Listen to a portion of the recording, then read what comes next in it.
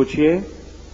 नमाज में हम कहा जाता है कि 2 सूरतें पढ़नी चाहिए डिफरेंट, अगर एक ही सूरत पढ़ ली जाए तो सजदा साहब लाजमी है उसके लिए? यानी आपने 2 रकतें पढ़नी है, जोहर की पढ़ी हैं, तो आपने कुल हु अल्लाह दोनों इब्तिदाई रकात के अंदर पढ़ ली, यही पूछ रहे हैं ना? नहीं बताया ना, क्या पूछा आपने? नमाज पढ़ रही हैं आप? 2 रकत नमाज पढ़ रहे हैं तो पहले में कुल हु अल्लाह पढ़ लेते हैं, दूसरी दफा फिर कुल हु अल्लाह ही पढ़ लेते हैं। अगर अच्छा, एक ही सूरत जो दोबारा दोहरा लेती हैं दूसरी, दोनों रकतों में एक ही सूरत की तिलावत करती, ये अल्लाह का शुक्र है। रसूल करीम अलैहिस्सलाम की जिंदगी में ऐसे सारे वाक़यात पेश आ गए जिससे हमें रहनुमाई मिली।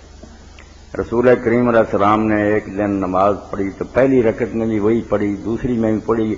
अब सहाबी कहता है हमें नहीं पता कि हुजूर भूल गए थे इसलिए पढ़ी या बताने के लिए कि जायज़ है पढ़ी। हम भूल की बात को छोड़ते हैं, यही बात सही मालूम होती है कि हुजूर बयान जवाज के लिए कि उम्मत को पता चल जाए कि ऐसा किया जाए तो नमाज में कोई हर्ज नहीं। दोनों रकतों में एक ही आपने सूरत दोबारा दोहराई, इसलिए मेरी बच्ची बेफिक्र है। अगर कुल वल्ला भी दोबारा ही पढ़ ली जाए या कोई सूरत भी दोबारा पढ़ ली जाए कोई हर्ज नहीं, जायज़ है नमाज।